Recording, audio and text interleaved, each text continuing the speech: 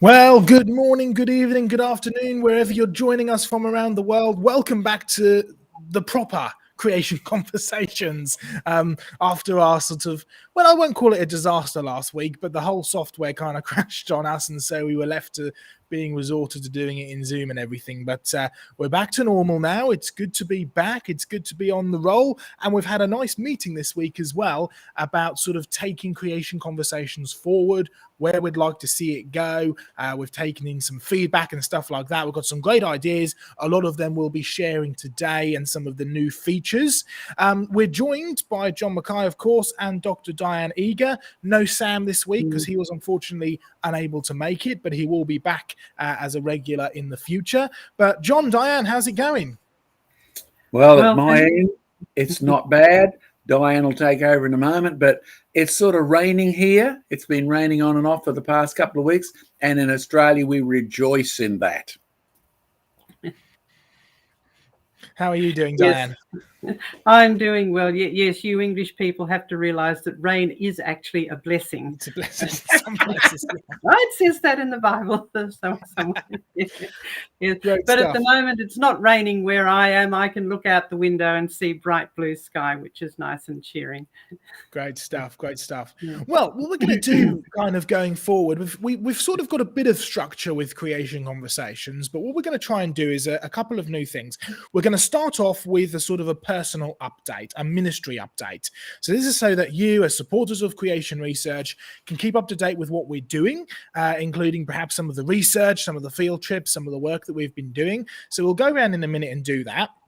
And then what we're going to do is a special feature, which we're going to call the museum feature or something like that. But we have our Creation Research UK Museum project happening, which is really exciting, some of the stuff that's been developing with that, and we still need much prayer and support for that, so continue to do that. But we're going to choose a fossil or an artifact or a geological sample or something that we've got in our collection, which we're going to talk about every single week with me and John, and have a bit of a discussion about what evidence this shows. So that'll be a new feature that'll be happening every week. And then in a little while, we're going to get Diane to come on and do her sort of evidence news piece, and we'll talk a bit more about that when that happens. But let's kick it off with our sort of ministry update. John, what's it been like down in Australia with ministry? What have you been up to lately?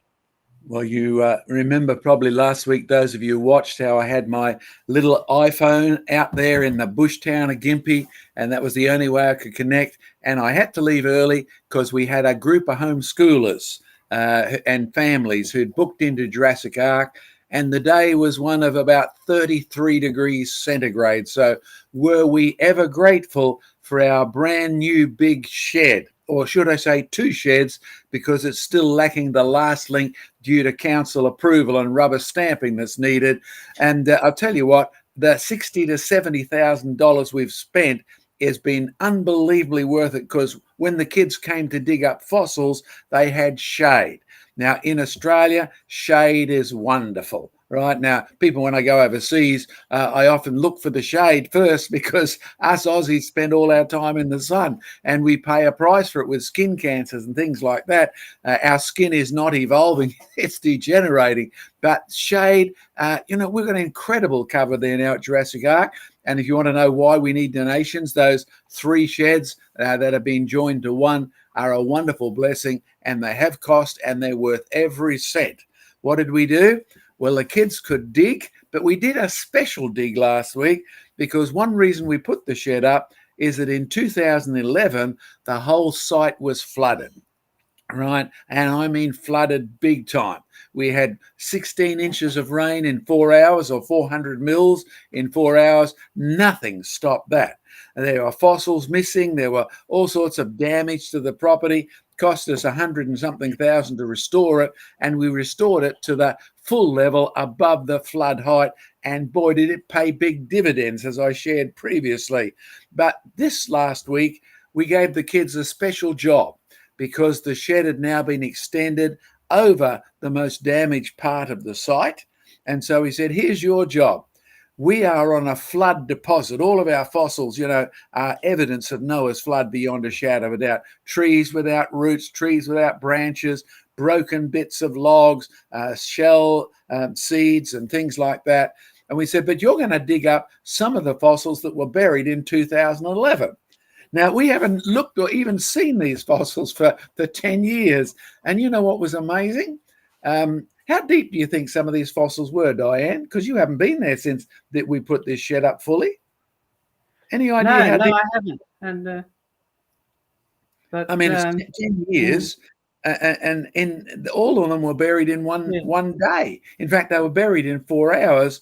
And what was amazing was that the burial, was up to 3 feet deep in one flood episode that went through. And the kids are digging. It was a lot more exercise than we thought it would be. And even Big Clem with his nice big shovel was going down to where the fossils were. And this was in 1 day of flooding and only 4 hours of rain. So can you imagine what Noah's flood would do? And all the sand was beautifully laminated. It had gone through in a terrible rush, but the water had organized it. And I'll save the results of that comment to later on. But that's what we've been doing ministry-wise at Jurassic Ark in the past week. Back to you. Great stuff. Well, you know, it's been the pandemic has sort of affected ministry as everybody kind of expected it to. So that's why we started doing this in the first place, you know, is doing this creation conversations, doing this online stuff. So we've got some nice online stuff coming up, so make sure you listen out and follow us on Facebook. Make sure you sign up to the e-news, which we'll talk about in just a moment. In terms of what I've been doing, it's been fairly busy.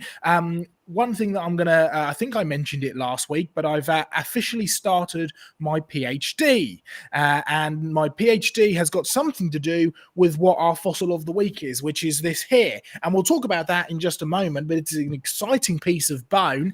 But I've been actually using these bones and stuff. We've been doing a lot of filming. We've got a great project going on, which we can't say anything about now, but it's very exciting. Watch this space and we'll keep you updates as soon as we can. But we're involved in a very exciting project over here, but the other side of the exciting project is my doctorate, the PhD, which I'm doing with the University of Liverpool, and we're looking at dinosaur bones, specifically looking at soft tissue and biomolecules, original biomolecules inside the dinosaur bone, which we'll talk about in just a moment. But before we do that, a few weeks back, we did a program entirely dedicated to our creation news. Now, I'll get Diane to explain a little bit more about that in a moment, but we put the creation news out every so often, and we did an entire episode dedicated to our e-news.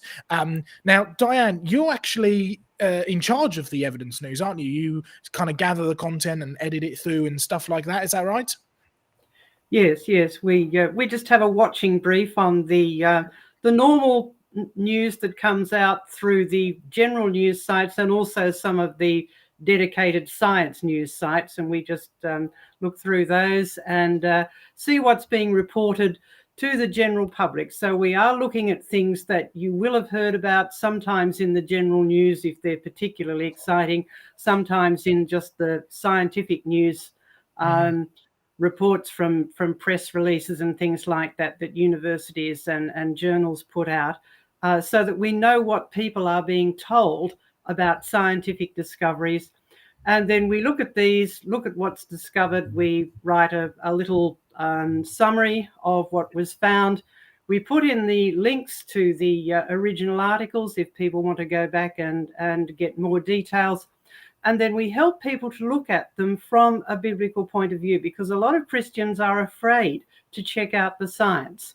And we want to encourage you, know what Scripture actually says, and don't be afraid to check out the science. So what we're doing is showing people how they can do that if they understand the history of the world that the Bible tells us, right? Creation, fall, flood, Babel, etc., and understand what has been discovered in the light of that, and see that what's been found is actually evidence of God's handiwork in the world. Now, it may be evidence of design, it may be evidence from the flood, it may be evidence of just general degeneration and judgment.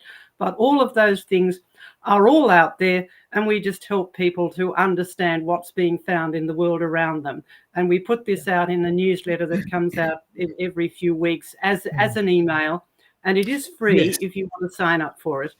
I was going to say, yeah, it is completely free and it's very useful. It's one of the things that actually attracted me to creation research as the ministry in the first place, was how up to date everything was. I mean, I remember the first time I saw John Mackay in person. I'd followed him for many years before that, but he stood up and gave a presentation using a paper that had been published in the prestigious journal Nature that morning.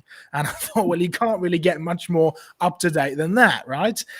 So the evidence news has been a really key part of creation research as a ministry for a long time. And that episode we did, where we basically went through the newsletter bit by bit, talked about some of the evidence, some of the research, some of the comments on stuff that had been happening in the news, was really, really popular. So what we've decided is that going forward, we're going to be bringing an additional broadcast, presentation, podcast, whatever you want to call it, to our creation research repertoire. It'll go out on YouTube and on Facebook as normal. It'll go out on the podcasts, so you can listen to it, the podcast that Sam set up. It probably won't be completely live, but what we will be doing is going through with Diane, sort of heading it up, the evidence news that comes out every couple of weeks or so. And in there, there'll be usually 3 or 4 different sort of comments on newsy things, science, as Diane was saying, as well as some updates about creation research, a new field trip to come on, a new event that's happening, a new thing, exciting piece of research. So we're going to be discussing that in a slightly shorter broadcast that'll go out every couple of weeks or so as sort of like a newsy broadcast. So you'll get nice up-to-date information. So make sure you sign up to our e-news and make sure you watch as we sort of turn it into a video as well. But for today, Diane, I believe you've got some of those articles from the evidence news that you're going to talk about for us. Is that right? Yes. Well, these haven't been sent out in the newsletter yet because we're not sending it out. You Northern Hemisphere people need to be reminded it is actually summer down under, which means January is holiday time. We don't need to be reminded. You're just rubbing it in now. Yes, well, but it does mean that we don't send out our newsletter in January. So if you're wondering why we've suddenly gone silent in terms of the email updates, that is why.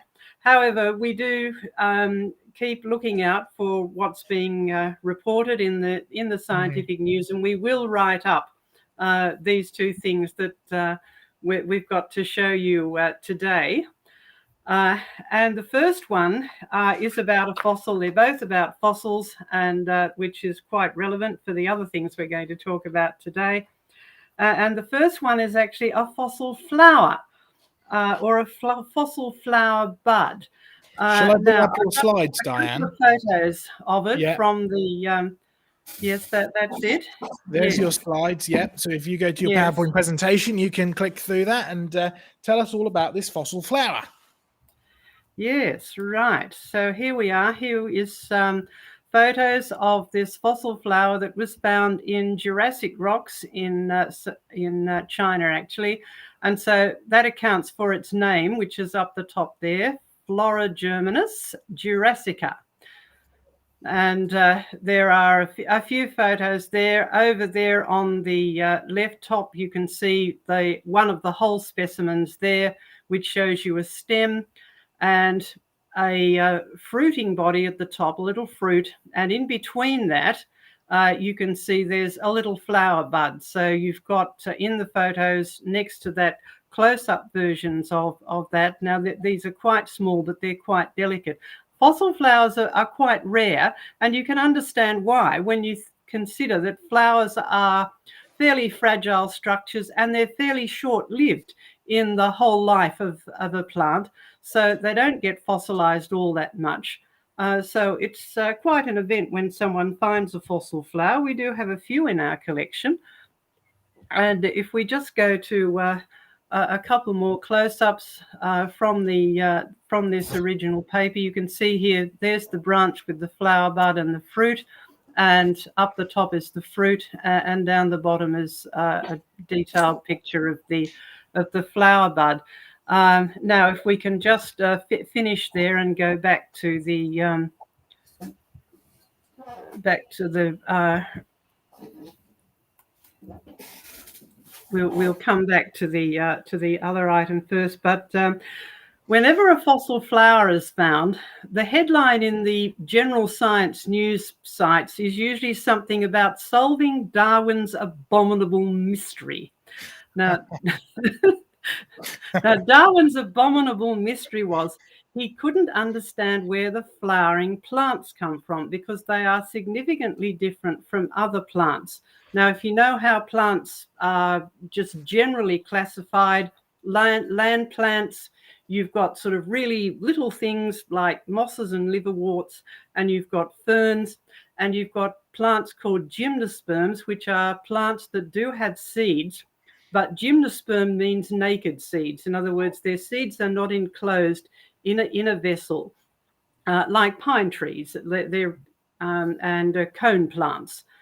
Whereas flowering plants are technically called angiosperms, which means seed vessel. In other words, their seeds are enclosed in a structure, and quite often they have a fruit as well. So plants with leaves, flowers, and fruits are called angiosperms, and this particular fossil had all of those. So it's definitely an angiosperm plant. But did you notice its name? Jurassica. In other words, it was found in Jurassic rocks. And the general evolutionary story about the evolution of plants is that flowering plants were the last ones to evolve, and they evolved during the Cretaceous time, which is after the Jurassic time, right? The last big dinosaur era. And one of the jokey excuses for why dinosaurs died out is it's a bit of a joke that that during the Cretaceous time, the flowering plants evolved, and so the dinosaurs died of terrible allergies, because we know that flowering plants produce lots of pollen. Caused the extinction of the dinosaurs. Yes, that's right. One of the someone should write a book, 101 Ways to Rid Your Planet of Dinosaurs. There are so many excuses. But anyway, and there are flowering plants in the Cretaceous rocks, but they're fully formed flowering plants. So we still haven't solved Darwin's abominable mystery. And then a couple of flowering plants have been found in rocks that have already been classified as Jurassic, like these ones. And so they're considered to be earlier than Cretaceous. So we're close to solving Darwin's abominable mystery. But the point is, they haven't solved anything. If this is a fully formed angiosperm or fully formed flowering plant with leaves, seeds, fruits and flowers, well, then it's already an angiosperm. So they haven't solved Darwin's abominable mystery at all. And in fact, they won't, because we are told back in the beginning, God created all of the different kinds of plants after their kind or according to their kind. So they were already in separate kinds when they were created. And so no one has seen a non-flowering plant turn into a flowering plant. And that's the other important thing to remember with the fossil record. When people tell you, we found this particular organism that's transitioning into another organism, or we found the ancestor of something, just because you find two things in the fossil record in different layers and one is under the other does not mean that one turned into the other. You cannot prove transition from the fossil record, because fossils are dead and buried, and that's why they're called fossils, because they're found in holes. So the fossil record cannot prove transition, because transition is an active process. To prove that one thing turned into another, you actually have to see it happen, and you can't see that in the fossil record. So we're never going to solve that mystery for Darwin by looking at the fossil record. We're going to solve it by looking at the biblical history of the world, and it's not a mystery because God told us what he was doing. He made all the plants according to their kinds, and so we've just found another kind of plant, another kind of flowering plant. And there are lots of different kinds of flowering plants, and we often talk about those in our newsletter, and also up at Jurassic Ark we have gardens dedicated to different kinds of plants, and they're worth seeing. We have a wonderful collection of bromeliads and various other kinds of plants. So do come and see them when you get the opportunity. So that's one fossil that's been found. Now, the other item which we will write up in the newsletter is about something completely different. So let's go to that. Where are we here? I just go to my my slideshow. Yes. All right. There we are. What do we think we've got here? And some kind of a creepy crawly thing that my wife wouldn't appreciate, I'm sure. Right. Yeah. Yes, that's right. If you don't like creepy crawlies, you wouldn't like to find one of these. This is a millipede, and this is a living millipede. Now, how big do you think the biggest millipede would be? I won't try and scare your wife, Joseph. I think I've scared her enough already with reports of giant millipedes, but go ahead. Yes. Well, this is a living millipede. It's not the biggest one in the world. There are bigger millipedes than this one, but it's a nice example that you can see. It's got all of these segments, and with each segment in its body, there are 2 legs. So depending on how long it is, you've got lots of legs. A couple of months ago, they did actually find in Australia a millipede that genuinely had 1,000 legs. Milli means 1,000, not a million. But it was really, really tiny. It was almost microscopic. The biggest millipede in the world, living millipedes grow to about 10 inches. This one wasn't that long, but anyway. But 10 inches is about as big as a millipede as you can get, and I'm sure that's as big as anything that might crawl into your house and frighten your wife, so we won't wish that on her. But in the fossil record, there are bigger millipedes, and a really, really huge one has just been found in Northumberland in England. And it's from a group of organisms called Arthropleura, and the people who wrote this up described it as the largest arthropod in Earth's history. And they found not a whole arthropod or a whole millipede, but they found enough segments of it with enough structure to be able to estimate how big it was and how long it was. And they came up with the answer there. This is from their actual paper. The original organism is estimated to be 55 centimeters in width. That's a little bit less than 2 feet in width, right? And 2.63 meters. Now, that's well over 8 feet and weighing about 50 kilograms. Now, that is a seriously big creepy crawly. You wouldn't want one of those crawling into the house. It'd probably knock over a few pieces of furniture and do all sorts of damage. Even outside, you wouldn't want to run into one of those if it weighed 50 kilograms. Now, we've known about these for a while, and in fact, we have some in our collection. And this is a photo from an expedition that John went on. He is one of our colleagues, and this was in Nova Scotia in Canada. And it's been filmed, and at this expedition they found these footprints of a giant millipede. Now, to give you an idea of how big this was, here we are for scale with someone who looks a bit familiar, and you can see cold by the looks of things, and very, very cold. That's why everyone's all rugged up and covered up with just their faces peering out, whether they're behind the camera or in front of it. Indeed. So whatever made this was a seriously big creature. And in fact, in a museum in Canada, they do have a museum mock-up of what this creature might have looked like and how big it was. Now, you can see from the display here, they've displayed it there with a child next to it. This new one was even bigger than that, right? 2.6 meters, we said is nearly 8 feet long. Now, this is another common thing we find in the fossil record, and also on that expedition that John was there with his colleague taking the film of it, was this giant amphibian footprint. the fossil record contains lots of giant things. We've done a bit of that in some of the creation conversations, and maybe that's something that we could do a little bit more on, about giants. It's an interesting topic in the fossil record. Now, if we can just finish there and go back to the normal view. Yes, there we are. The fossil record is considered to be the history of life, but in fact, it's the record of death and degeneration. So we find things that are extinct, meaning they used to be alive and they've died out. The giant millipedes used to be alive, they've died out.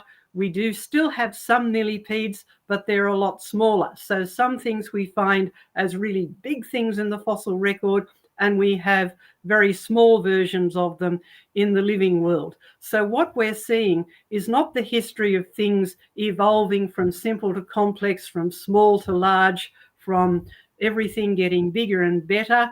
What we're seeing is things dying out, things shrinking, and things degenerating. So the fossil record, in fact, is a very sad history of death and disease and degeneration. So don't think evolution when you think the fossil record. Now, we're going to explain a little bit about the history of where those ideas came from with some fascinating experiments that John's been doing. But just keep that in mind. When you see a fossil, you are looking at something that is dead. What does it tell you? It doesn't tell you where things came from, because the fossil flower was already a fully formed angiosperm or flowering plant. So it's not going to tell you where flowering plants came from. It's just going to tell you that flowering plants were there and they got buried. And in order for a flower to be fossilized, it has to be buried rapidly. Or if you find something that is very large in the fossil record, or is only found in the fossil record, you've got evidence of death and loss. You don't have evidence of life evolving or things getting bigger and better. So let's go back to John. He might have some comments to make about these two things. Yes, I do, particularly if people want to see that research. Remember, this was the lead up to Charles Darwin's anniversary. And so we filmed the documentary all around the world, and all of what you just saw there in stills is available as a video, or now MP3s, or even streaming, I believe. Streaming, yes. Let's put a link up. Let's see if I can do this. I normally leave this to Sam. Called Darwin on the Rocks, and it reflects the thing that I learned ages ago. It's not the theory that tells you how to interpret the rocks. You need to find out what's actually in the rocks first. So the rocks have no help for Charles Darwin's evolution. Even when you put Darwin's glasses on, you actually cannot see evolution in the rocks. That's why he himself said the fossils are the worst part of my theory. Look it up in his chapter on geology. He knew there was no evidence in the rocks for the theory of evolution. He lived before the days of Gregor Mendel, so he knew nothing about genetics, and he didn't live long enough to see anything evolve, because his theory was it takes an awful long time. So he got his theory out of nowhere. It's the mythology of his grandfather, and the ancient Greeks just refurbished to satisfy Victorians who wanted out from Queen Victoria's strict Anglicanism. So that's the real background. So great stuff, Diane. And they can subscribe to Evidence News. It's free. And when our summer holidays are over, eat your heart out, England, with all your snow and that. When our summer holidays are over in a couple of weeks, our staff comes back next week, and we'll get ready for mailing out in February, early February. So they can subscribe. Just go there, look for the word subscribe, and click on yourself. Joseph, any comments? Well, I think we should move on to our museum feature for the week before we delve into the main topic tonight, which has all to do with strata and critiques and some wonderful new research that the Lord has presented to us. So our museum feature of the week, as I mentioned earlier, is this rather wonderful bone here. You can see it's a nice bone. It's actually a vertebrae. Diane, a vertebrae. This is a caudal vertebrae. Do you want to explain what that is? Well, a vertebrae is your a bone in your backbone or in your spine. Caudal just means towards the tail. So it's a backbone, well and truly backbone, right? Yes, towards the tail. Yes. Now, this is a lovely vertebrae, lovely bit of backbone from a titanosaur. They're the ones with the big, long necks, right? And this is actually a British one. This comes from around Oxford. It's got us a lovely amount of detail in it. But before I talk about it, I just want to point out one thing in particular.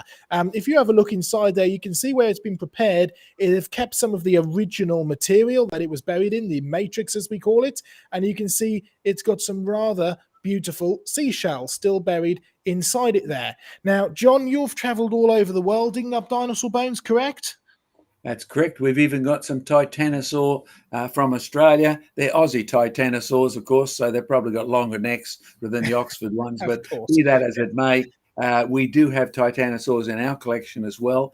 And it is intriguing to note that the deposits we've been to, the deposits that come from, you will find are characterized by one major anomaly, and it's usually seashells. Yeah, and it's found all over the world. Evidence that dinosaurs have drowned, evidence that dinosaurs were buried in water very, very quickly in a major flood. And you can look up more of our reports and everything else. Something's just fallen over, but I'm still working. That's fine. You can look up all of our reports and everything else about that. But why have I brought this one particularly today to talk about? Let's see if we can get it up in the camera again and see if I block my face, if you can see the detail. Bring it down a bit, Joseph. Bring it down a bit and move it to the right. See, I'm just trying to get that little corner bit in there. Can you see the absolutely wonderful structure inside there? You can see it really clearly if we can get it into focus. This is the problem with using one camera. We'll try and get it a bit better in the future. There we go. Should be able to get it into focus. Never mind. Anyway, it's got really, really lovely structure inside of it. And what we mean is this bone is mineralized. What does that mean? It means that minerals have come and have permeated the bone. They've gone into the bone. They've preserved the bone. And it's so well preserved, you can actually see where the cell structure of the bone, the honeycomb structure in the bone, has been infilled. Now, permineralized means that this bone has got the potential to have original biomaterials or soft tissue in it. That's what I'm doing my PhD in. We're going to get this bone. This is an actual bone that we're going to use. It belongs to our museum collection. We're going to cut it in half and we're going to try and extract some soft tissue out of it. Now, all sorts of different stuff has been taken out of dinosaur bones before, from nerves to all sorts of protein and collagen filaments and all sorts of wonderful stuff. But one thing in particular that hasn't been done before, it's been found in a lot of different bones of supposedly younger age, and it's been reported to have been found in dinosaur bones, but it's never really been fully proven. We're going to try and extract some DNA out of this, detect some DNA. We're actually going to try and develop a few new different ways and different techniques to actually get DNA out of this bone. I mean, dinosaur DNA, that's pretty cool, isn't it? It's been found on a lot of other things as well, and especially stuff buried in amber. And we have an even better thing here in our UK collection. We have Jurassic feathers buried in amber. Of course, being Jurassic, the first assumption is that they're dinosaur bones. Dinosaur feathers, or feathers belonging to a dinosaur. But then that matches with the whole theory of evolution and the idea that dinosaurs evolved into birds. Of course, if we can go into them and actually extract some DNA out of them, that should be able to tell us whether they are dinosaurian or whether they are avian, whether they belong to a bird or a dinosaur. So a wonderful, wonderful fossil, a great, great, great fossil vertebrae there, beautifully preserved as well. And we're going to be using this in some real cutting edge research very shortly. Anything that you'd like to comment on this wonderful museum piece, John, before we move on to the main thing of the night? Well, yes, I'd like to thank Keith for his super chat, $10 US. That's wonderfully appreciated. There it is. There we go. Ever had to, thank you very much.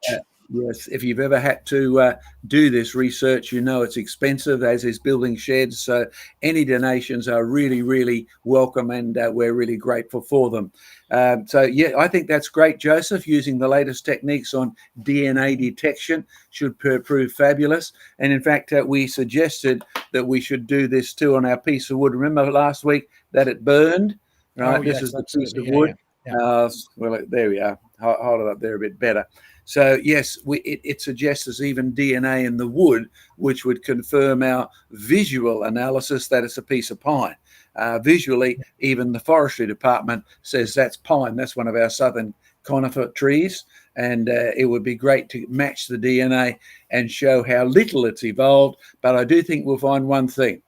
In the present day Australia, all our pine tree forest, you know how the forestry is sort of replanting all sorts of pine trees for use for our paper industry and wood industry, so that it's recycling the stuff.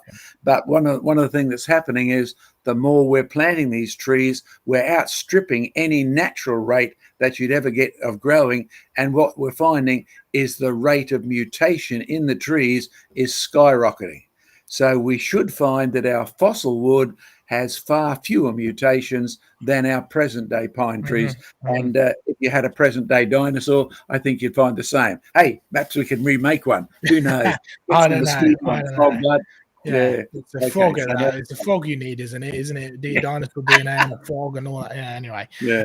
Right. Let's have a Q&A session, because we've had a few questions come in to us and to Diane as well, which is great. There's the museum feature of the week. We'll be bringing you a new one every week, so tune in and remember to keep an eye out for when we start to do the Creation News Live as well, the broadcast featuring Diane predominantly, but occasionally John and myself, where we're going to be looking at the evidence news moving forward. So let's have a Q&A, see what questions we've got, and see what has come up this evening. Here is one for Diane. It's a question for Diane. It says, what do you think is the major cause for the large sizes of the pre-flood animals, genetic or environmental? So, Diane, do you want to take that? And then me and John can comment as we wish. Well, in fact, it's probably both. They probably were created with the genetic potential to be larger, and the environment was certainly much better. Because when God made everything was very good. So there weren't any of the sort of hazards that we have in the world today. The physical environment was certainly much better. The earth was watered each day by a mist. The environment would have been good. The earth would have been protected from some of the incoming radiation that us Aussies are always hiding from with our need for shade, or one of the reasons we need the shade. Yes, so it probably was genetic. In fact, there wouldn't have been any genetic mutations. Everything God made was very good. So no genetic mutations. So everything grew to its maximum capacity, and it lived in an environment that enabled it to grow to its maximum capacity. So the answer is both. I know that sounds like I'm trying to have things both ways, but it's true. Good genetics, good environment. It's amazing how interwebbed genetics and environments can be. Yes. God's given us as humans as well as animals such incredible genetic diversity so that we are able to adapt to an environment. That's not evolution. That's no new gain of information. It's muddling up what you've already got, more or less. So an environment can definitely affect your genes, and you can end up getting this affection. A good environment mixed with good genes means a good big animal. John, any comments before we do that? We've had another super chat, so thank you very much for that, Matt. Great stuff.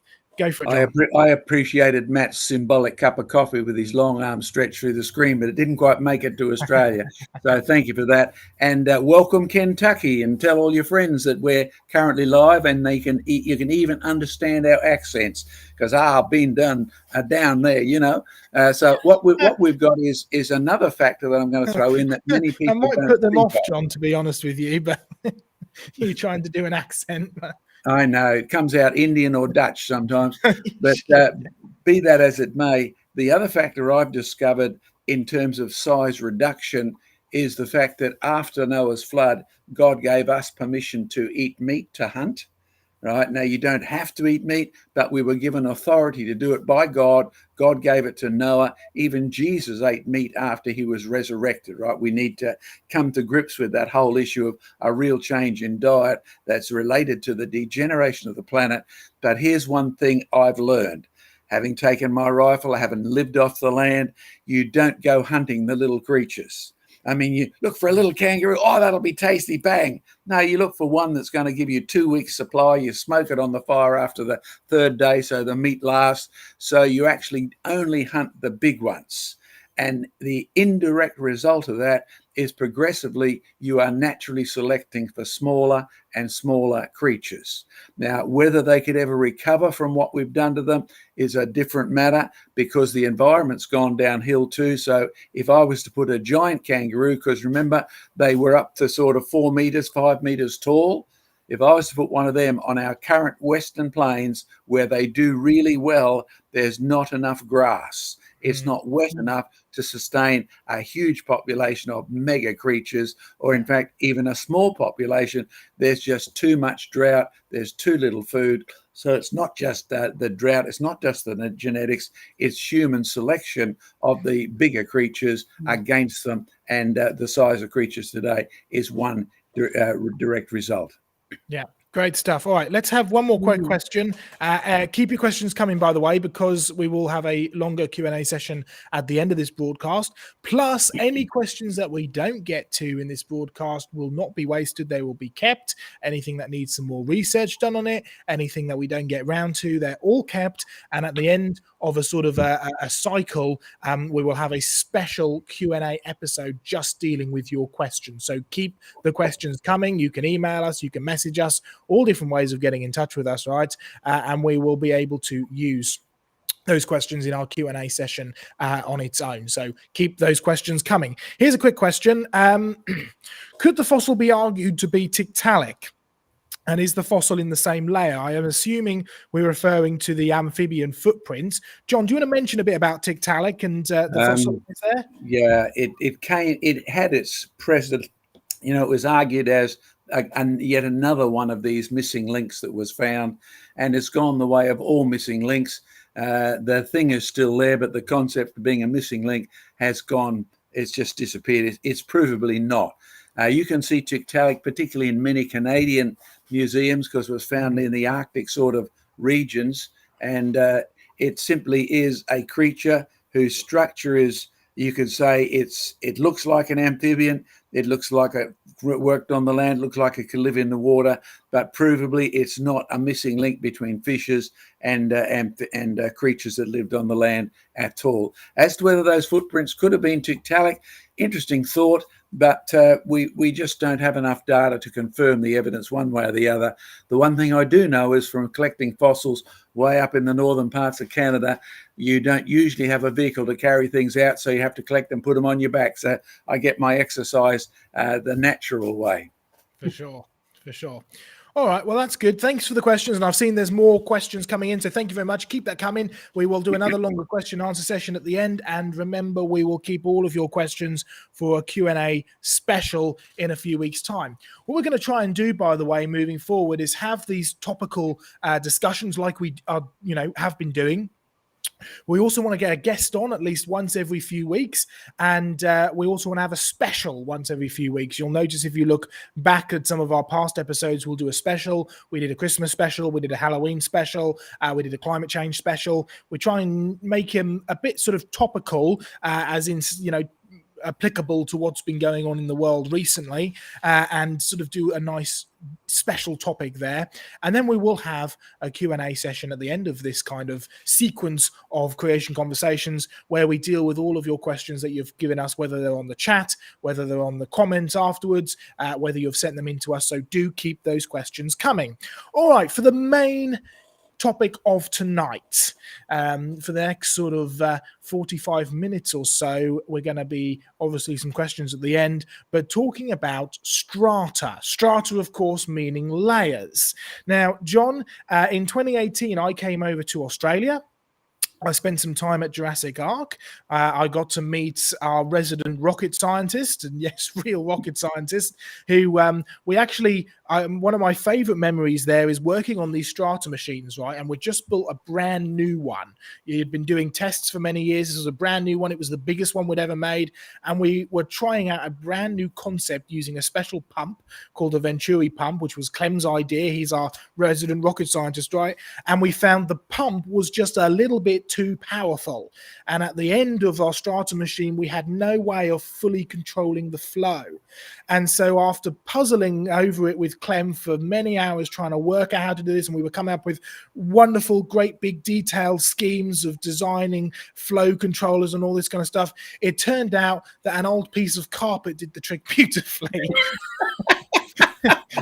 So he cut a nice bit of carpet, or a vinyl lino, whatever it is, out and kind of glued it to it so we could slide it up and down, and it worked brilliantly. So rocket scientist and geoscientist and lots of great ideas, but the simplest is sometimes the best. But by the way, what did you discover about the hundreds of kids and people who came to that open day demonstration and water?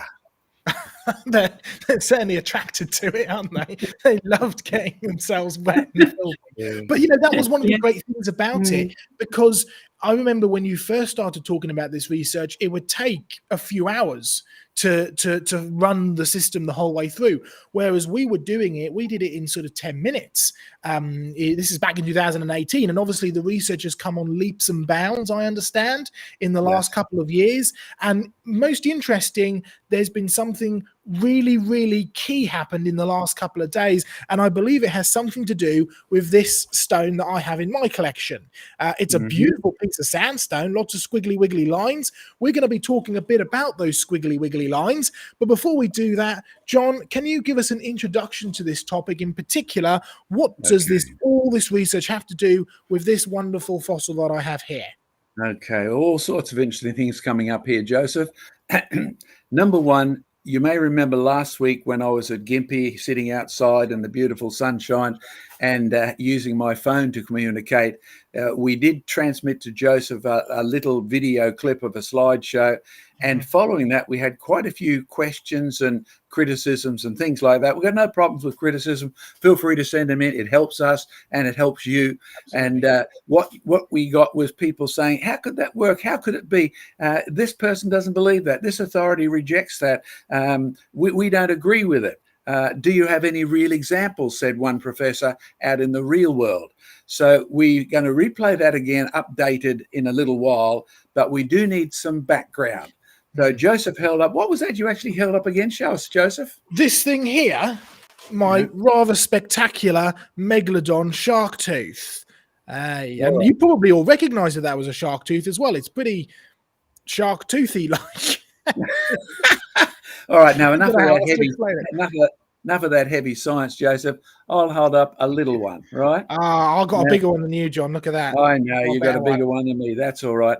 But in reality, what we need to do is give you a bit of background first to the reason for the Strata machine, and it will help you a lot. Now, when Joseph says it looks very sharky-like, most of us don't appreciate that Joseph has never met one of our big Australian sharks. He may have seen David Attenborough feeding the sharks or something like that. So he's really making a few assumptions that if it looks like a shark's tooth, it's probably a shark's tooth. And as silly as it might sound to you, most people live with assumptions like that. Like, I know nobody who's been killed by McDonald's. McDonald's must be safe to eat. Right? Those sort of assumptions we live with all the time. We never run a test. And yet the Bible says, test everything and only keep the things that prove to be true.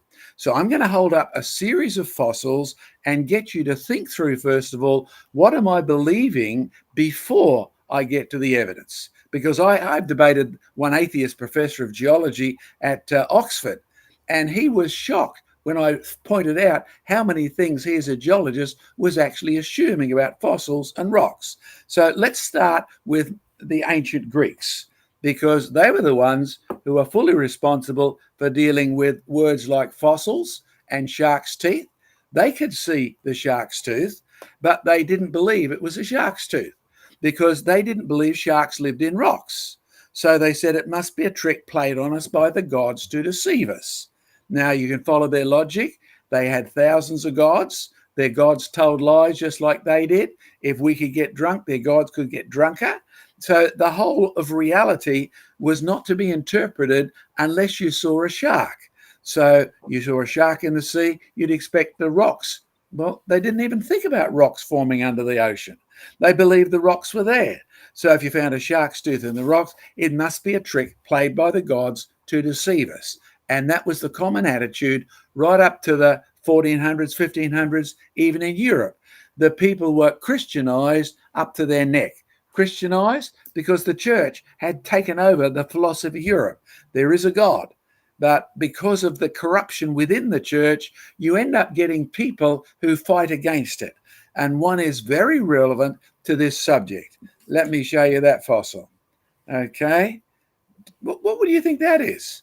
Because Martin Luther had an answer. Martin Luther, their family had been involved in coal mines for ages. So he would say that's a fossil tree.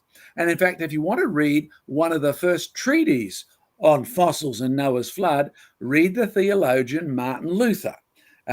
His commentary on Genesis has a connection between fossils and Noah's flood because his dad had dug up this sort of stuff in the nearby coal mine. So he knew about fossil trees.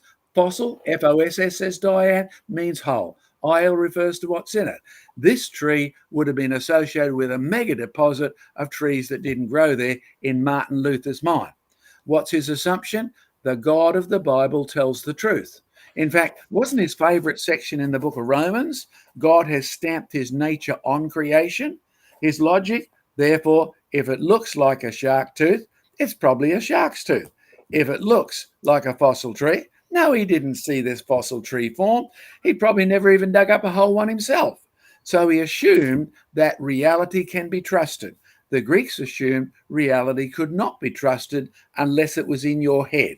Now, we are going to run a whole program on this, a super special 2-hour show coming up. So we're skipping some of the points here at the moment, but we need to start with Martin Luther and his reintroduction of the thought that God could be trusted. He stamped his nature on the rocks, so the rocks can be trusted. So if it looks like a shell, it's probably because it is a shell. Okay, one of his followers is a man known as Nicholas Steno. And he's the one you get introduced to in first year geology with his 3 principles, the ones that govern how geologists think these days. All right, here's something he knew about. Do you recognize that shell? Maybe you don't recognize what it is, but I'll guarantee you all think of it as a seashell. These were abundant around the Mediterranean, and so were sharks. See the shark, see the tooth, find the tooth in the rocks, and it's probably from a shark that used to live. Now, as simple as you and I see that, he wrote a book that thick, 200-page treatise on proving if it looks like a shark's tooth, it's probably a shark tooth. Absolutely vital. His next step, of course, was he believed in creation and he believed in Noah's flood, and it seemed that Noah's flood would be a good explanation of how the fossils got there. But then you have to say, well, how did the rocks get there? And here's his logic. The layer at the bottom must have got there first. Sounds logical. Then his next assumption, the order in which you find the rocks, the bottom layer got there first, the next layer got there after that, the top layer got there last. It became a super principle, now known as a law, that it's the law of superposition. Okay, by the way, none of these did Steno ever check. Now, don't forget, he called that a shell, and it was a shell. It grew around the Mediterranean.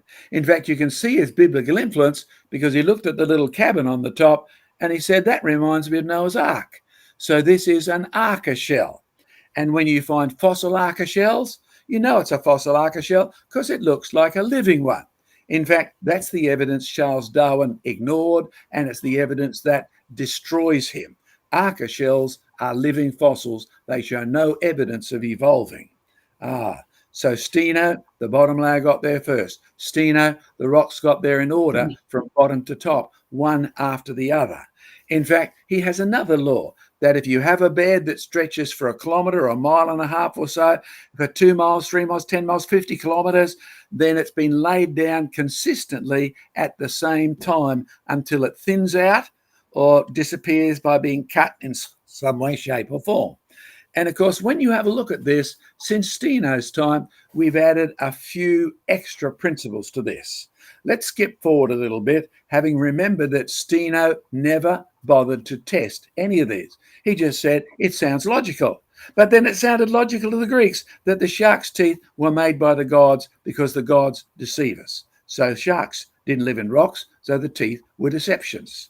Martin Luther, the opposite. God doesn't deceive us. The rocks, if they've got shark's teeth in, come from sharks. Steno, the rocks are real, the observations are real. I don't need to test them any further. Okay, so when you have a look at this, Steno would have agreed that's a fossil tree. But the question is, did it grow there? If the rock layer is the fifth one up, what order did it come in? Now, you mightn't appreciate the history of biblical thinking on geology. I was absolutely staggered when I was at Queensland University to find that one of the geology professors was also the professor of Old Testament theology. I thought, what? I've been trained to think science and religion have nothing to do with one another. But in reality, science, geology particularly, and theology went hand in hand. Okay, question. You weren't there. I wasn't there. Steno wasn't there. Martin Luther wasn't there. When did the first rocks form? The answer had to be in the primary part of Earth's history, the creation. So therefore, the first rocks occurred before anything died. The first rocks didn't have any fossils in. There was nothing dead. So when you look at that, you find primary rocks. When did the next lot of rocks form? I mean, you're using your Bible as a real history book here. Your assumption is it's meant to say what it seems to say.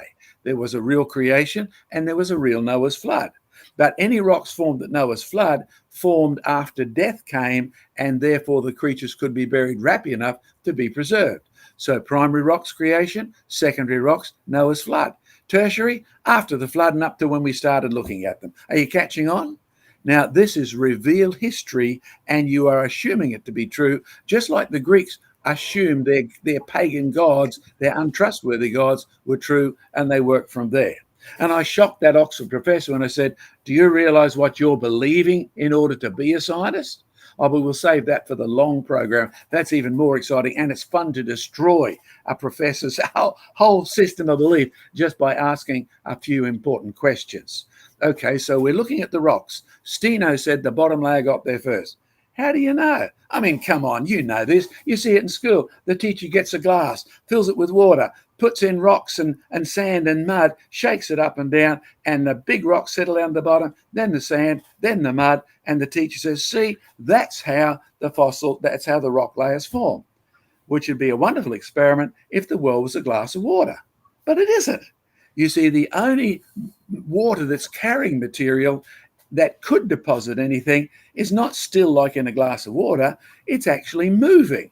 You need to duplicate what are the sediment doing when it's in the water and the water is moving, not when the glass is stopped. So one reason behind all of our new experiments on our Strata machine is to check the behavior of water and what it does to sediment and how it gets to do that. So I've sent Joseph the upgraded slideshow. Joseph, would you play the slideshow by itself again, please, mate? Sure thing. It'll just take me 1 second to put it up, and then we'll be able to get that going for you. It should be this one here. All right, you can all see that. There's our rocket scientist there. That's Clem, our rocket scientist, right there. He's the one who looks after it all. I'm going to put this up into full screen, like so, and then we will go and play it. So we're going to watch it through to the end, and then, John, you'll comment on it afterwards. Is that right? Yes, that's correct. Here we go. Watch out for the dotted lines this time.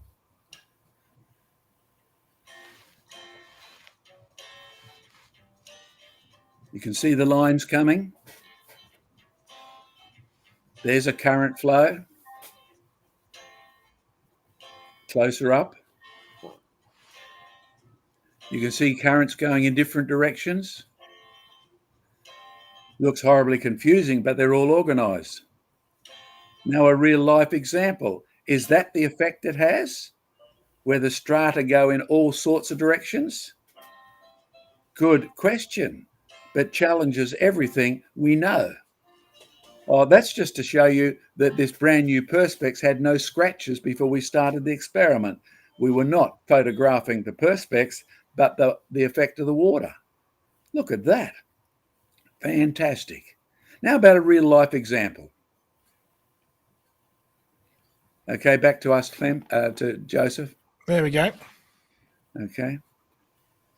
You better come back to me. Okay, so there we are. Now, so one of the professors who spotted what we did last week said, do you have any real life examples? So we rapidly hunted for one and we put one up there to suggest. And if you go to our website now, you will see we've got the slideshow improved with all of the dots and the dashes there to follow the currents that are actually in the water. And you will have seen the sediment coming behind. So what's actually happening is the water has got currents in it and the currents have produced layers. Now, I was rather surprised by this initially because that's what we discovered. And I kept asking around, okay, is it the sediment that's making the layers or is it the layers in the water that's telling the sediment where to go? Well, I talked to a water engineer and he said, water always has layers, whether there's anything in it or not. And I said, really? I said, this is what we've observed, but we've never sort of heard this before.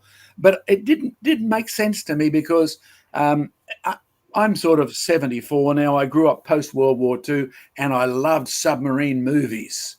Even Hunt for Red October, where the captain is trying to find a layer to dive into. And if you know anything at all about the ocean, the water can be going this way, it can be going that way.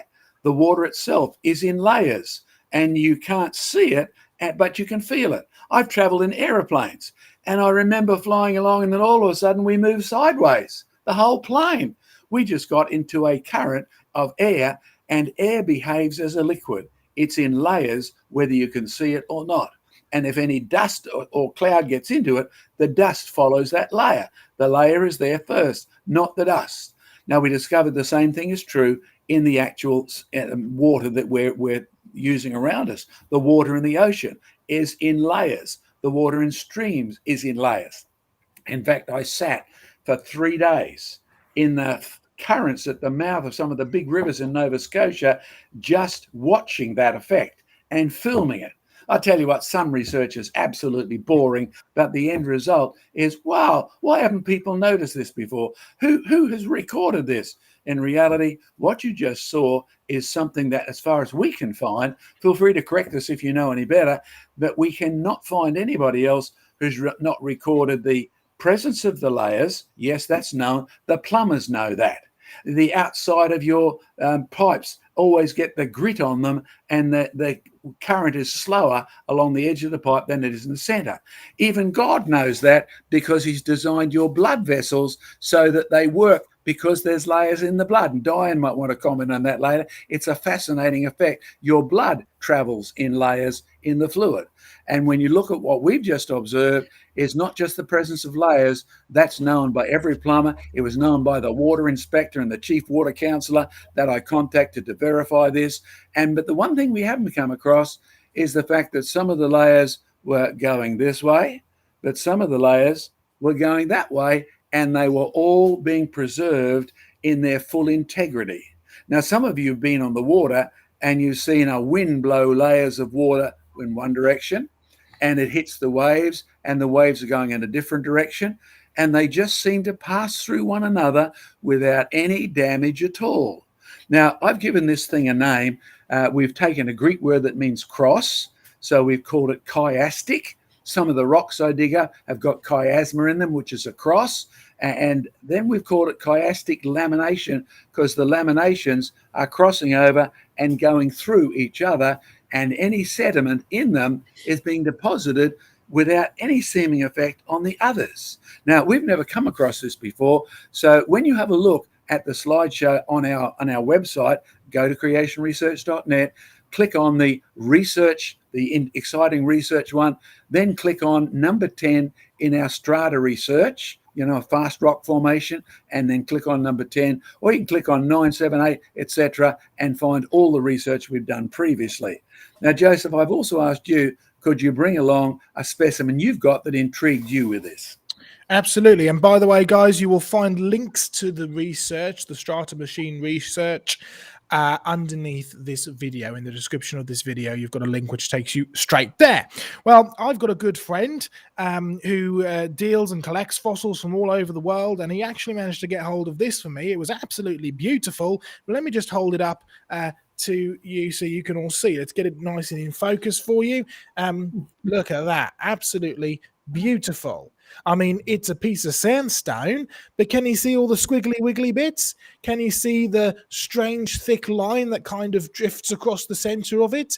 A line that looks identical to that line that we saw in that slideshow. And in fact, later on, I believe you got some pictures actually comparing the two. But can you see the, well, you could call it cross lamination, but we don't call it that so you don't get confused with cross bedding. There's definitely cross bedding in there, but there's also these layers which are actually coming up and crossing amongst each other. It's absolutely remarkable what you can actually see. This is a real world example. It's called picture sandstone. It's often used as like a picture because it's so beautiful, right? And people love to have this up as a picture. It's absolutely gorgeous, but it's a real life example of what we're seeing in these strata machines.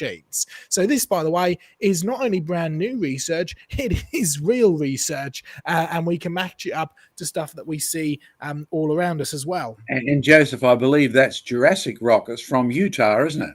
Yeah, Jurassic rock from Utah, absolutely beautiful.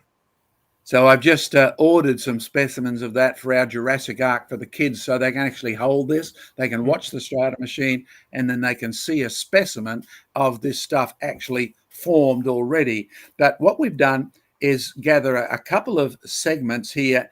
And again, we're going to take you close up. Now, the professor was really thrilled to get a mega example, and you need to be able to go out and start checking yourself, because we wouldn't mind hearing from you if you've got an example nearby you, a cliff or whatever that shows this, because I'll be honest, up until we saw this a couple of weeks ago, we'd only ever thought of the lamination going parallel to whatever the current was. Now it appears it's going parallel to it, across it, where it intersects, you're getting those lines like you saw inside there where the iron will settle out and give color to it.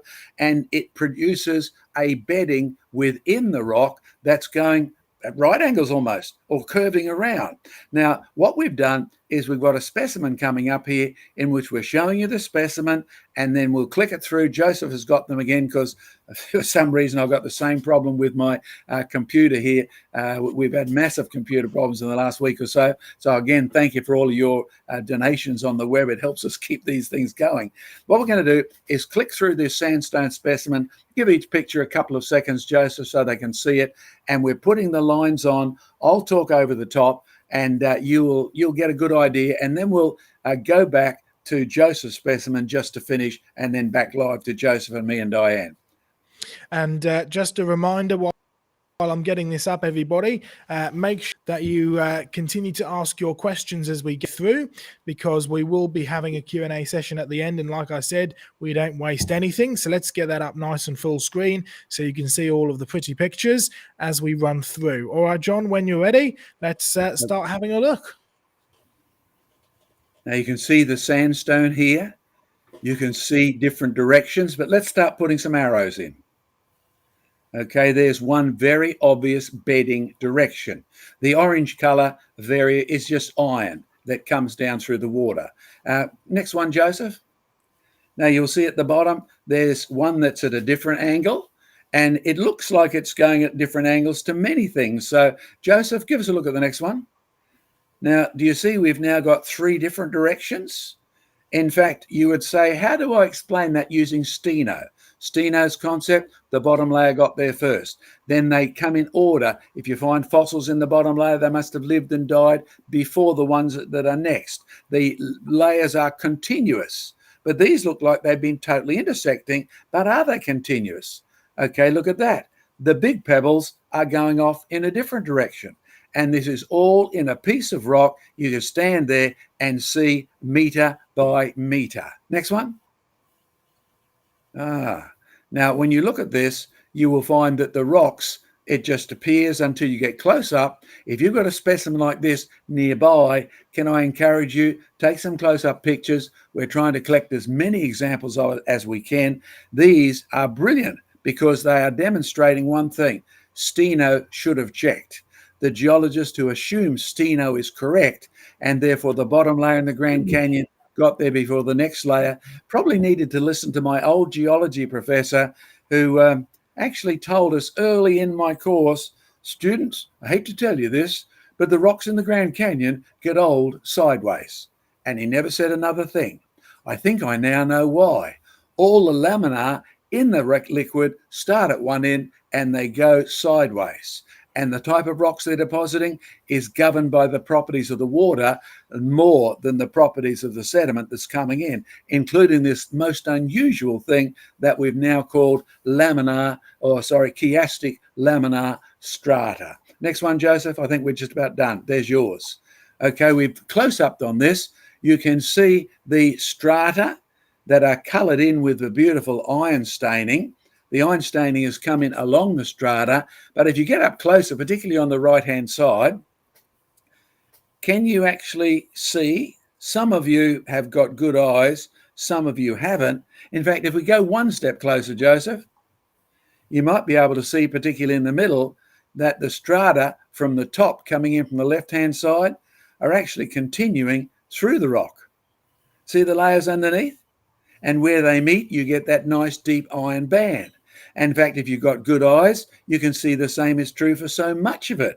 The layers are not stopping just because it's terminated in your visual sight by that iron band. The layers are actually going through the next lot of layers. Wow, Steno should have done more homework.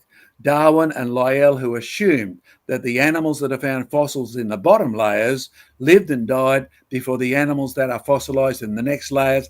And if they're any different, then it must be because of evolution. And if it's because of evolution, then the percentage difference in the fossils at the top and the bottom represents vast amounts of time. And therefore you can label the layers as units of history, whereas what we're looking at is the layers are units of the behavior of the laminar flow.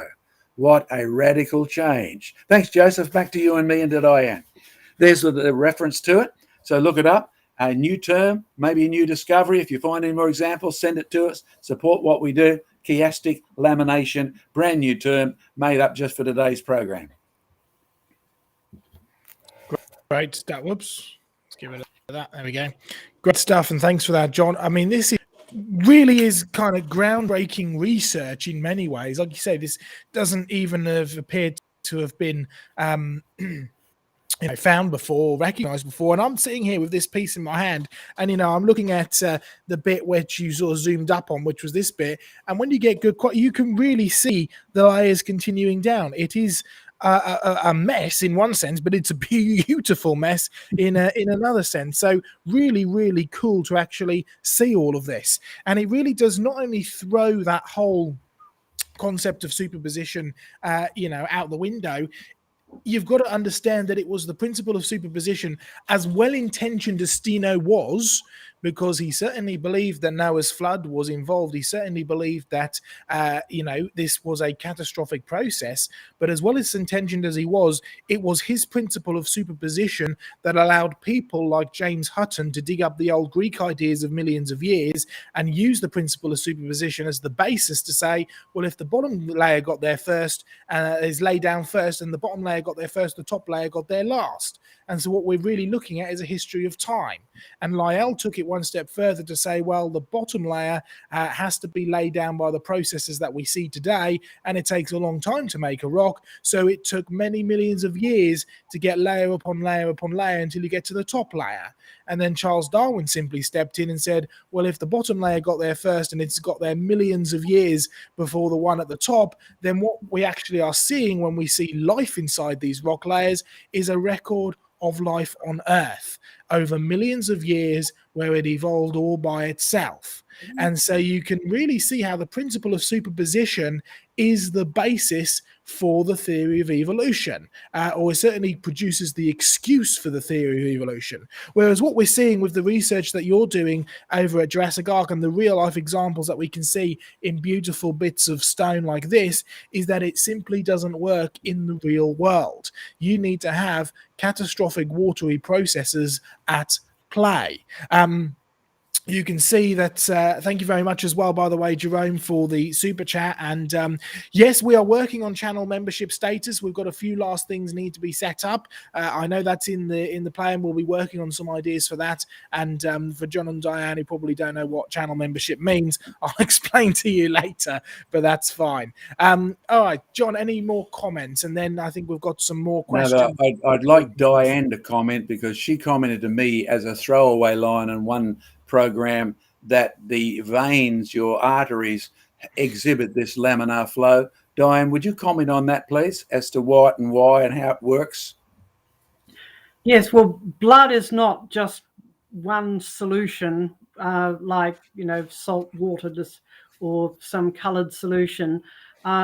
Blood is actually a combination of liquid with proteins and a whole lot of other molecules in it, and cells. And you have red blood cells and white blood cells, and white blood cells are bigger than red blood cells. And so when your blood is flowing, particularly through your arteries, where it's flowing quite fast, these days with the sort of microscopy that we've got with microscopic imaging, you can actually watch blood flowing through blood vessels, and you'll notice that the blood cells flow in the middle, and there seems to be a gap between the blood cells, which you can see because they're red, and the walls of the blood vessels. And that is because blood flows in a laminar way, and the cells flow in the middle, which is good because you don't want them bouncing off the walls.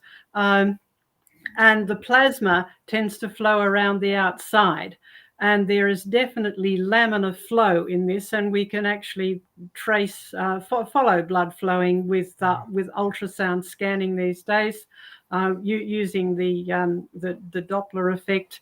And so you can actually see this happening in microscopic pictures of blood flowing. You can see the cells flowing in the middle of the blood vessel and the plasma around the outside, and it's definitely got a laminar pattern. Great stuff. Well, it's, a few weeks back, it was before Christmas, I got asked to deal on our Good Friends Standing for Truth site about the location of the flood post-flood boundary, which is something which is, discussed in length amongst the creationist circles. And it was a sort of a 2.5 hour long presentation. It was a long presentation. Go back and watch it. It's got some really interesting things in there. But one of the things I had to do is say, well, before we even get to the question of where is the layer between the boundary of, between the flood and before the flood and during the flood and after the flood, before we even get to where that layer is, we need to discuss how layers get there in the first place, right? Because the way that we've actually been taught that layers form is completely different to what you see in real life. And by the way, this isn't just something that we've come up with. The whole research, and go and check out the research that we've been doing, it's been based on international scientists from the past who've done similar work. We've got scientists who work with the way that soils and flow and stuff form who are working with us on this. This is not some little thing in the back garden. This is some really fascinating research, but it really does come back to this whole what underlines the theory of evolution and what is the way that we actually interpret the evidence today, or scientists interpret the evidence today. So I think we need to do, John, a really detailed, in-depth program looking at both the history as well as bringing in fact, it may even take a couple of programs. Maybe we ought to do a series on it, actually looking at the in-depth history and looking at some of this new research that we've come out, matching it up to the real life examples that we see all around us. So what do you think of something like that? Well, I think it's certainly true. We do need to do at least one program both on the history. Remember how we said the Greeks assumed their gods were deceitful, therefore they couldn't trust the rocks. So the Greeks were good at maths, the Greeks were good at logic, the Greeks were good at art, all of which occur in here, right? Their literature is brilliant, but it occurs in here. Anything that's out there was under the control of the gods, and the gods could not be trusted. So they didn't come up with chemistry, they didn't come up with geology, paleontology. All those things were locked to them. So the importance of this is, even if you're a creationist like Steno, but you end up making some wrong guesses and then you build a whole world history on it, you will mess up things big time. Now, I love Steno because he was brave enough to say, Luther is right, God's word is true, we can assume the rocks tell the truth, and he used that to unlock the world of fossils. But when he came to deal with, okay, how did the rocks get there, his basic three assumptions have gone untested from that day to pretty well now, except by the people who regard it as the fringe. And I mean professional scientists too. If you dare challenge Steno's assumptions and then Hutton's assumption built on top of that about cross-cutting, and then Darwin and Lyell, you will soon find yourself on the edge of acceptability, because the moral world, the 21st century moral world, is surprisingly built on a creationist three wrong assumptions, right? Darwin, based on Lyell, based on Steno. So we have to be really careful. So be very careful, any of you Christians out there. Make sure you teach the difference between what God's word says. Feel free to keep making assumptions. Nothing wrong with that, right? But be honest that it's yours and don't blame God for it. Steno should have stood back a couple of steps, and we wouldn't have seen the nonsense of evolution and millions of years if he did. So yes, we do need to do a couple of programs. I've even suggested this to the guys on Standing for Truth as well. And I think we should definitely do some joint thing with Standing for Truth and go into this in a lot more depth, because it's far more content than can be covered in just a single program, because we'll all be asleep by the end of it, including the speaker, right? So we do need to do sort of a series on this, I think, and I think that would be very useful to do as well as sort of a special. So stay tuned. We'll see what we can come up with as we go forward. But let's have a dig through and see if there are any questions. And I'm sure we'll jump off and have several discussions out of the questions. So what I'm going to do is keep the questions coming, by the way. I'm going to go all the way back to the beginning of the comments and scroll down, and we'll see what questions we come to as we come to them. So let's see what we've got here. Obviously, normally we'd have Sam looking after all this for us, but Sam's not here today. So you're just stuck with me trying to go through it and sort it all out. So you'll have to bear with me as I go down through it all. Here's a question from earlier, actually. Can you discuss the straight crack in the crust below the Himalayas? John, any comments? Well, I've been to India. I have fossils from the Himalaya from some of my National Geographic colleagues who are firmly creationists now, which is great, and retired from National Geographic. I've got specimens from missionaries who work in the Nepalese areas, but in reality, I've never been there myself, so I have no direct observations that I can make on the alleged crack underneath, right? So again, be careful. It's like earthquake studies. We observe the earthquake on the surface. We observe the volcano that blew up in Tonga on the surface. As to what it was doing underground before we saw it, as to what it was doing or what it is doing in cracks under the ground, that we interpret. We interpret the structure of the earth usually using earthquakes, waves, or sound waves generated by explosions, or especially machines like that. We can interpret the mass of the Himalayas by using even your simple plumb bob. We can observe how much it moves due to the extra gravity, due to the mass of the Himalayas, but getting down to the cracks underneath it is a little bit above and beyond us. You may want to think, okay, perhaps it's evidence that Australia is heading towards booting up India, so there's a crack there. There's all sorts of things you can do, but you'll find if you are careful, distinguish between what you can observe and what you are assuming to be true, and worse yet, what you are assuming to be true because you base it on your assumption. Okay, so that's probably the only comment, unless you want to add anything, Joseph. No, I think it's a very interesting idea. Proving it is another question. Right. I think if it can be seen or can gain some more evidence, it's got some very interesting implications. But I think we're a long way off that point, and so a lot more research is going to need to be done. But of course, if somebody wants to pay for a plane flight out to India with me and John, I'm sure we'll happily take it and go and check it out. But you can probably do much better dealing with the crack that goes under the mountains in Jerusalem and the return of the Lord, because you can get to that crack fairly easily. Yeah. Absolutely right. Here's another question. Was there any known secular science impact of the findings of Andrew Snelling's research? I think, was this the one for the nautiloids or the Orthoceras in the Grand Canyon? No, that's not his. That's one of the ICR people's. And the people who ask, if you've asked that question, you'll have to tell us which part. I've known Andrew since he was a student and before he joined the creation movement, because I invited him to come and join us, right? So he's done an awful lot in the preceding 40 years or so. So we'd be grateful if you wanted to specify which result it would be. But I'm going to sneak in a commercial while you may want to rethink that.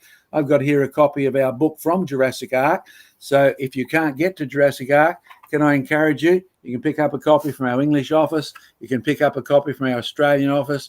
You can order copies from our American office. And it's full of pictures. It's full of the results of the experiments themselves that you can see. Now, yes, it does take time to photograph and file these in order so you can see it. But the reason we do that is rather than speculate upon speculation upon speculation, we give you, even on our current web report of the chiastic lamination flow, we give you the pictures and say, does our idea work well here? Does it work better than Steno's? Does Steno fail here? You have to have the liberty to think, because God's first commandment is you will love me with your brain. You will love me with your heart. You'll love me with your soul. And by the way, if you want to know what the truth is, it's not a set of facts. It's the person who is Jesus Christ. So start right there. So have a look at our books. Have a look at the Q&A books. Again, available from all of our office. Diane and I particularly worked on that, along with a few other people like Dr. Andy McIntosh. So you'll find lots of useful stuff in there. And again, our website. Go for it. Q&A, fact file, etc. Great stuff. Here's another question then. Oops, if it works. There we go. With the abundance of dino DNA findings, would it be worth it to look for it in the other repository of fossils that have been found? If I start by commenting on that, and John, you can jump in, and Diane as well. More and more evidence for dino DNA is found. One of the things that we're trying to do, because you've got to remember, when you're finding stuff like dinosaur DNA, this is spectacular even from a creationist's point of view in terms of time scale, right? We're still talking about, 4,500 years from the time of the flood to the present day. The fact that DNA could still be there is remarkable. So you've got to make sure that you're eliminating every other possible explanation of what it could be, including contamination and stuff like that, right? You've got to bear in mind that as a scientist, we cannot ever prove anything. We're just trying to disprove everything else, right? That's what we're really looking for. So what we try and do is come up with as many different techniques and tests as we can in order to be able to show that this really is consistent throughout all different fossils and throughout all different types of geological sequences, and that it all comes up with the same information. So that's why we develop different ideas. And a guest who I'd love to have on at some point is the guy who kind of preceded my current doctorate program, which I'm doing, Dr. Brian Thomas, and he developed a way of actually looking for proteins inside these dinosaur bones. All right, now, as soon as you're onto proteins, you're onto a good run to try and find DNA. And so you've got to develop as many different techniques as you can in order to look for it. And if you find, well, hang on a minute, not only now is this can this be contamination because we're finding 30 different techniques which are all finding the same results? And then you say, okay, well, could it be that it's just from one little area? And so you've got to go out and find bones from lots of different areas all over the globe. And then if you find this soft tissue and this dinosaur tissue from it, then, well, it's not just one little area, it's found everywhere. And then you've got to say, well, could it be something geological? Could it be something that's just found in one sequence? And so then you've got to look at lots and lots of different geological sequences to see if you can find it in lots of different rocks all over the world. And one thing we're finding is that with every technique we're doing, with every rock we're looking geographically, with every rock we're looking geologically, it's all coming back with the same results. So actually, not only is it worth looking for DNA in other fossils, it's essential for looking in DNA and other fossils in order to show that this isn't just contamination. This isn't just some of your turkey sandwich that's accidentally fallen into it, right? So you've got to be very, very careful with it. But you've also got to try and get as many different fossils as you can. So dinosaurs are great. Dinosaurs are exciting. Dinosaur DNA is exciting. That's why we'll definitely be doing dinosaurs, right? But we actually have got to practice our techniques. So we'll start with doing butchered bones, right? You know, bones that you get from your butcher, chopped up cow bones, stuff like that. Once we've worked out how to do this from fresh bones, then we can go to older bones. Now, we have lots of different bones in our collection in the museum here, and one of the bones that we have are things from Anglo-Saxon times, right? So around 1,000 to 1,500 years ago. Butchered Anglo-Saxon and Viking bones. Now, finding soft tissue in stuff that's 1,000 years old should be pretty difficult, but we've got the techniques to now do that. So we can step back even further and go to Roman bones, butchered Roman bones, cow and pig and stuff, and we can find stuff from 2,000 years ago. And then we've got our friend over here in Australia, John Mackay, who's got some brilliant specimens of marsupials, right, which are not flood rocks, but they're certainly not alive today, these giant marsupials. And if we can get permission to get some of them in the UK, we can actually have a look for soft tissue in these ones. Then we can start looking at other fossils. We can start looking at things like dinosaur bones. We can start looking at Jurassic wood from Jurassic Ark in Australia. We can start looking at, you know, even older stuff. Because one thing that we've found is that this soft tissue goes way, way, way further back. It even goes all the way down into things like the Permian. Now, this is supposed to be something like, you know, several 100 million years old, as opposed to just a few million years old. And the further back you go, you find that the soft tissue is still there. And not only is the soft tissue still there, it looks just the same as the stuff that is in the present. So even if you want to believe all of these dates, even if you want to believe that you're going further back in time, it really doesn't help your theory, because you're finding all the same soft tissue and you're finding it all the same throughout all the different layers. So hopefully that gives you a slightly bigger perspective on that. John and Diane, over to you. Okay, I'll make one brief comment, then Diane can talk about DNA and how sensitive it is outside of a cell or whatever. But Joseph, I hope you, when you're checking your butcher's bones, we don't end up reading a report, creationist accuses butchers of selling 1,000-year-old meat, carbon-14 dating, etc. So just be careful, Joseph, there's political implications here. Diane, on the stability of DNA in and outside the cell. Yes, inside cells, DNA is all wrapped up and sort of carefully preserved so that it doesn't mutate. Actually, DNA is designed not to evolve. Outside of cells, all organic molecules tend to fall to pieces because they're actually long strings of small molecules connected together, and they fall to bits. Proteins fall to bits, DNA falls to bits, RNA falls to bits extremely rapidly. DNA is a little bit more robust, but it certainly doesn't last for millions of years. If you look up on our fact file, we've actually got a little report where some chemistry people actually looked at what is the half-life of DNA on its own. And I can't remember the exact number, but it is reported there in our fact file. So just look up half-life of DNA, and it's a matter of hundreds of years. So when people first came out and say, look, we found these organic molecules, we found proteins initially, and cellular structures in dinosaur bones, which are supposedly millions of years old, at least sort of 65 going back to a couple of hundred. People scoffed at that. And then and so they kept on doing more research, kept on confirming, yes, it's definitely there.